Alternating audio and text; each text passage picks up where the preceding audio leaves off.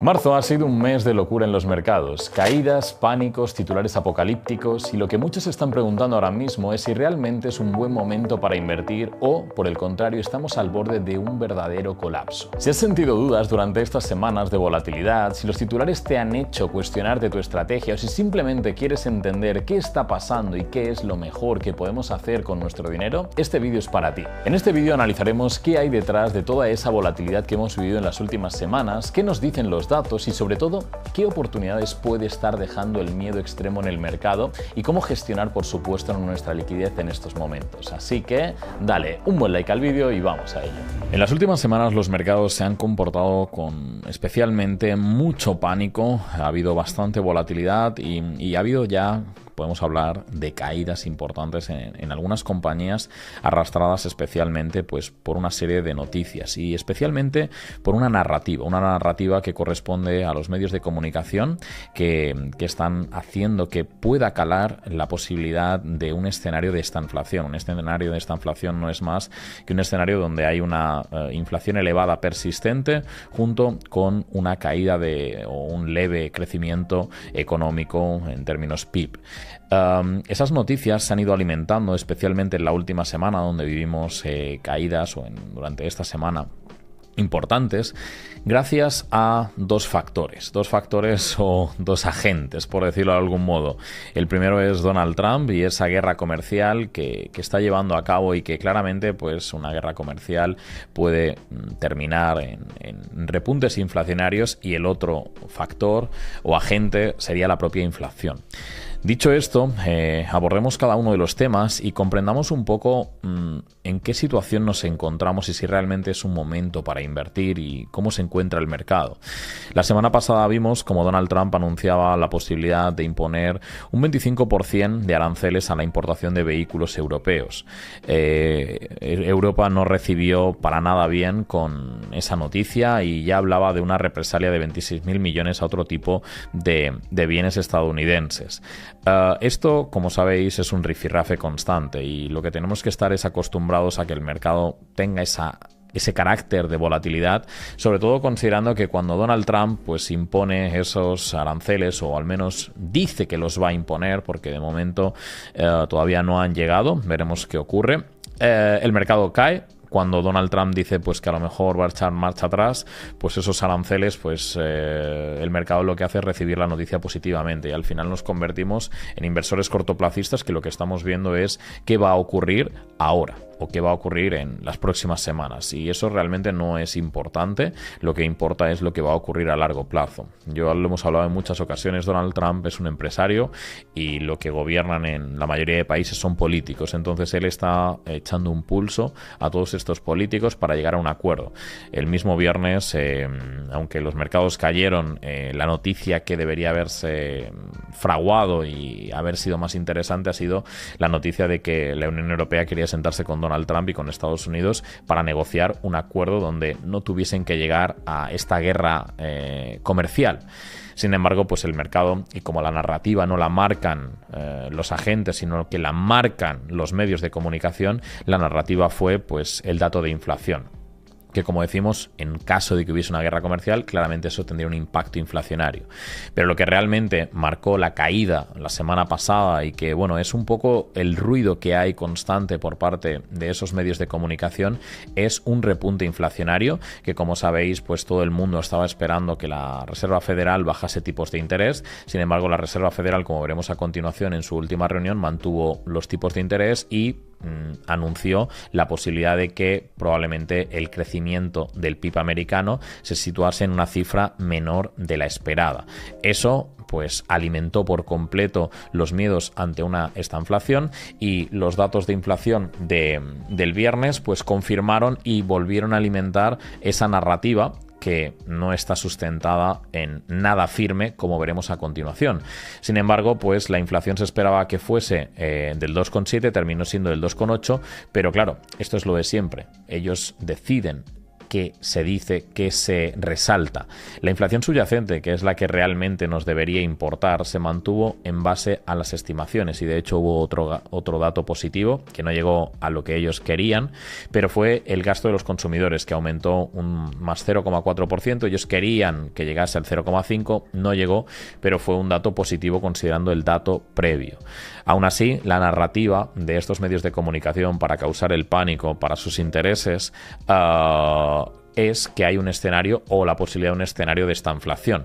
Como hemos dicho, un escenario donde habrá una inflación elevada y persistente junto con una caída del crecimiento económico. Antes de continuar, quería agradecerte todo tu apoyo en los últimos 5 años al canal y recordarte que si te gusta nuestro contenido, la mejor forma que tienes de poder apoyarnos es suscribiéndote a nuestro canal de YouTube y activando las notificaciones. Tan solo el 35% de los que veis nuestros vídeos estáis suscritos. Sería una increíble alegría que en este 5º aniversario podamos superar los 300.000 suscriptores, así que cuento contigo para cumplir con este importante hito de nuestra comunidad. La Reserva Federal en su última reunión tomó la decisión de no hacer nada, simplemente redujo el ritmo a la que reducía su balance, pero nos dio una indicación y es que, como os decía hace un momento, la previsión de crecimiento para Estados Unidos en términos PIB se sitúa ahora en el 1,7, una reducción desde el 2,1 y todo ello es por la incertidumbre que puede generar esa guerra comercial, una guerra comercial que, como hablamos, podría terminar si se sientan todos los países a negociar ese acuerdo, cosa que parece este viernes que ya hablaban de ello. Veremos a ver qué ocurre. Todo esto son noticias y movimientos muy cortoplacistas, que hablamos de trimestres, de semestres o de incluso un año, es que no deja de ser cortoplacista.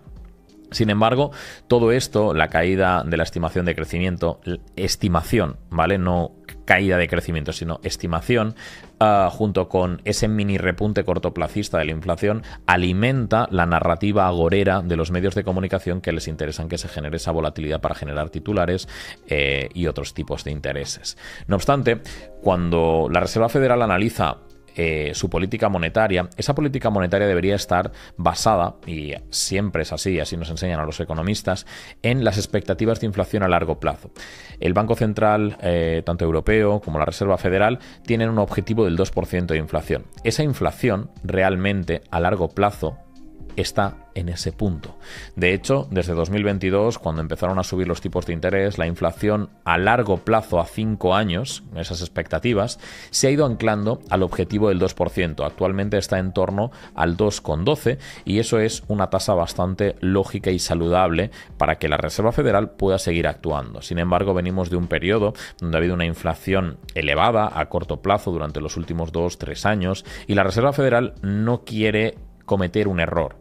No obstante, no tiene por qué cometerlo. Las expectativas y desde el punto de vista que es lo un poco o mucho, como queráis verlo, que nosotros tenemos que mirar como inversores particulares es ver cómo va a estar la economía dentro de 5 años. Eso es lo que realmente nos importa. Desconocemos y no podemos predecir lo que va a ocurrir a corto plazo, al igual que en una compañía a corto plazo no podemos saber qué va a hacer, en la economía tampoco. Pero sí que podemos mirar si realmente es saludable la situación macroeconómica a largo plazo y el resultado, al menos en términos de inflación, que es lo que más preocupa, el resultado es que sí.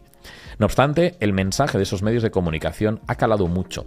Ha calado hasta el punto de que podéis ver aquí uno de los indicadores que se alimenta de esa narrativa y de las diferentes narrativas que suelen suceder a lo largo de los tiempos y de la historia, que muchas veces esa narrativa sí que está sustentada. Por ejemplo, este indicador lo que nos mide es se llama el índice de incertidumbre político-económica, que lo que nos mide es la frecuencia en la que los términos que se pueden relacionar con una crisis son mencionados por los medios de comunicación, ¿de acuerdo? Y aquí podemos ver, pues por ejemplo, para que veáis la relatividad de en qué punto estamos ahora mismo. Casos extremos, el 11S, la crisis financiera de 2008, la crisis de deuda soberana de 2012, la pandemia y Trump. Ahora mismo los medios de comunicación han alimentado esa narrativa negativa que realmente, si comparamos lo que está sucediendo ahora con, por ejemplo, la crisis de deuda soberana o la crisis de 2008, en términos de efectos reales sobre la economía, aquí no está pasando nada. Vemos los niveles de inflación anclados a largo plazo al objetivo. el crecimiento económico del país continúe en adelante.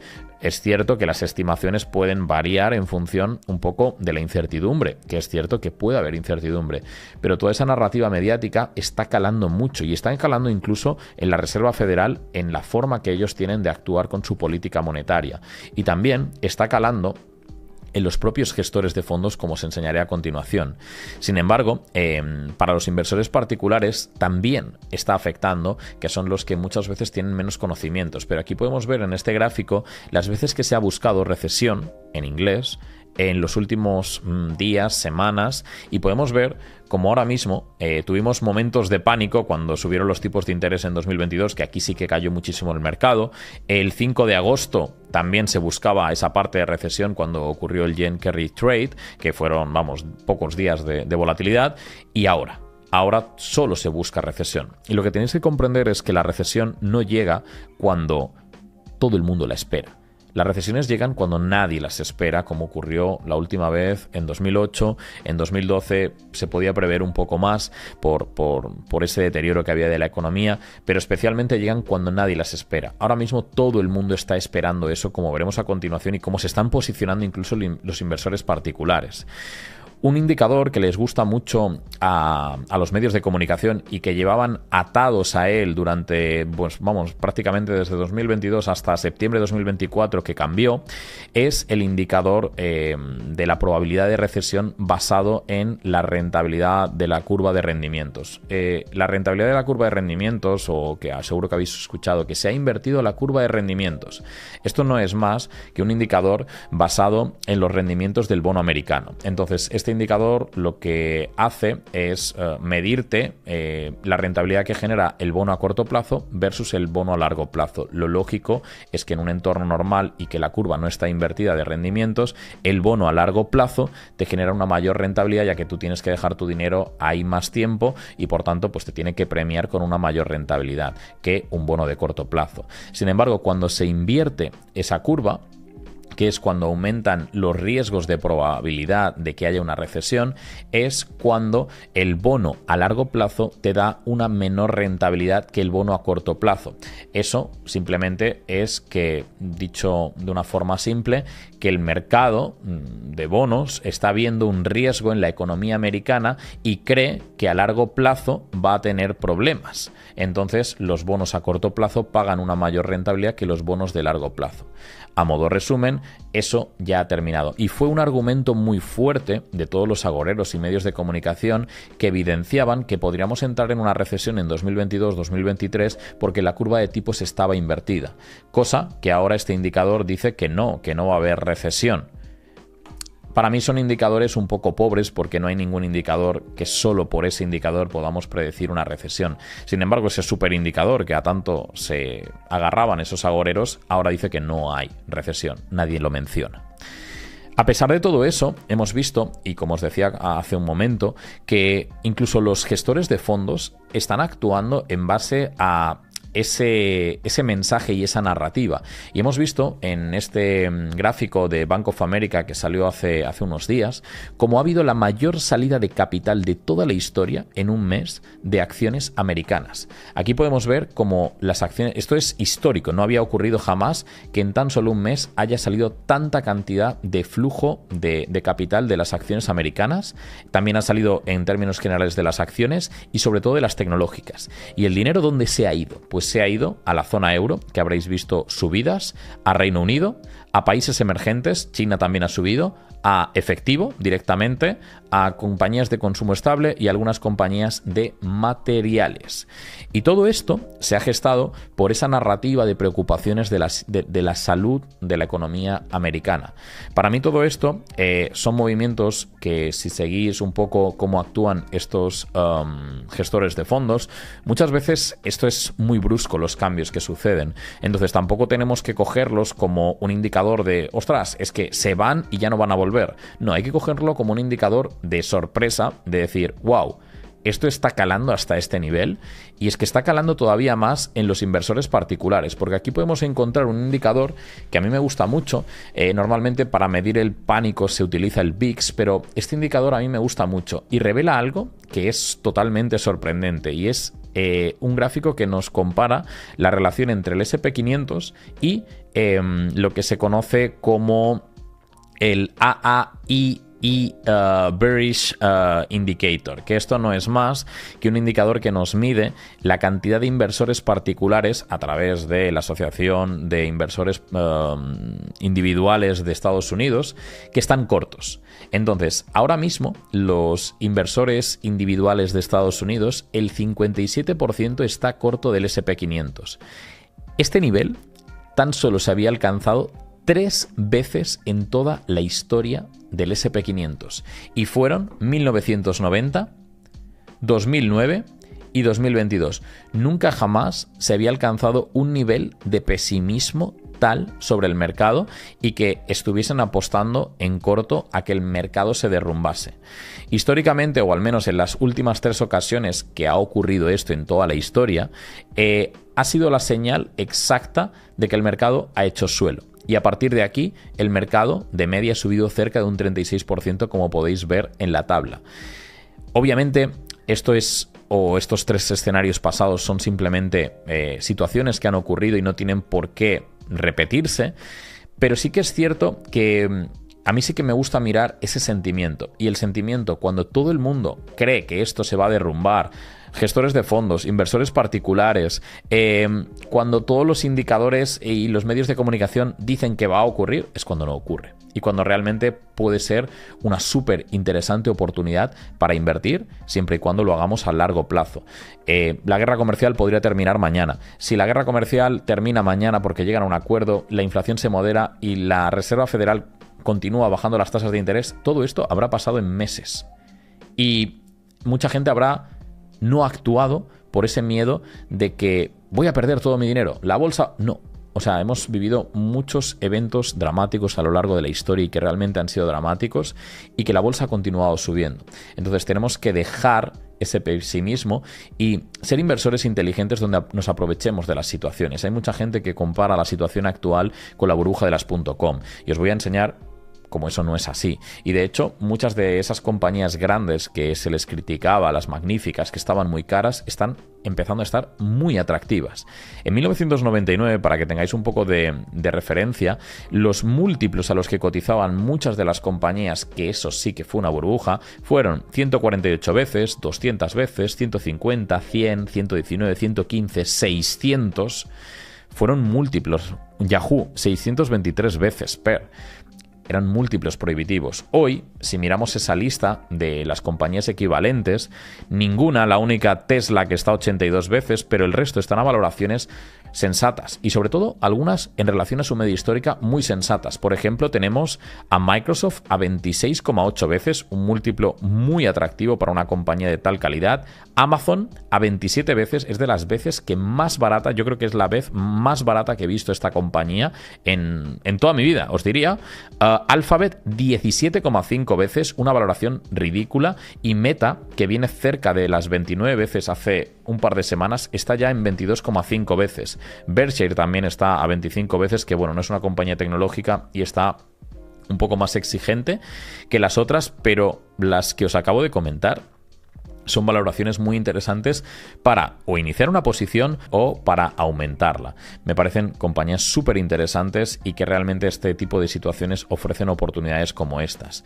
Dicho esto, independientemente de que veáis muchas oportunidades, lo que tenéis que hacer es ser pacientes, porque obviamente nadie sabe cuánto puede caer la bolsa, y lo que sí que podemos ver es lo que ha ocurrido en perspectiva en los últimos 45 años. Y podemos ver como las caídas medias, independientemente de que la mayoría de esos años han terminado con subidas, creo que fueron unos 33 años de los últimos, o 34 años de los últimos 45, bueno, lo que tenéis que considerar es que en esos 45 años la media del SP500 ha caído intraanual un 14%. Este año el SP500 ha caído igual ha caído más, pero bueno, igual fue un 4,5 más o menos, porque esto fue a mitad de sesión que hice la captura. Entonces ese menos 4,32 es desde el inicio del año, pero este gráfico mide desde el punto máximo. En este caso el SP500 ha caído un 8,60. ¿Qué quiere decir esto? Pues que tenemos que tener en consideración que aunque el año termine en positivo, podría continuar cayendo. Y eso sería algo natural. La volatilidad en las acciones es algo natural y necesario. Por tanto, en este caso, lo único que os digo es que entendáis que lo que tenéis que hacer es ser copropietarios de los mejores negocios del mundo. Olvidaros del corto plazo. Nadie tiene que mirar eso. La macroeconomía está bien. Pueden ocurrir cosas a corto plazo. Y lo que tenéis que considerar es que el mercado puede seguir cayendo y eso no tiene que preocuparnos. Simplemente tenemos que ser inteligentes gestionando nuestra liquidez. Y no os preocupéis, los momentos de pánico, como los que hemos visto que están sufriendo tanto profesionales como particulares, suelen ser históricamente los mejores momentos para invertir en bolsa. Así que chicos, ya sabéis lo que tenéis que hacer.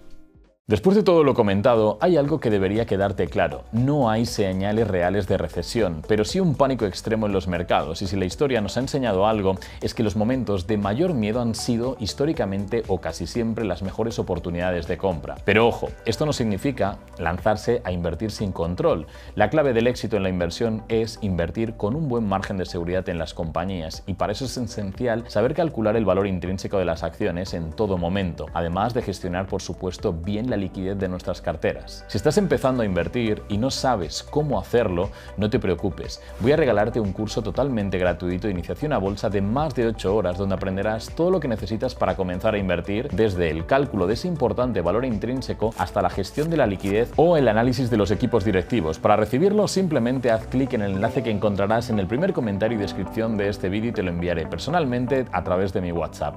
Un fuerte abrazo y nos vemos en el próximo vídeo. Me parece que este es el principio de una gran amistad. Suscríbete al canal y no olvides activar las notificaciones para no perderte ninguno de nuestros vídeos.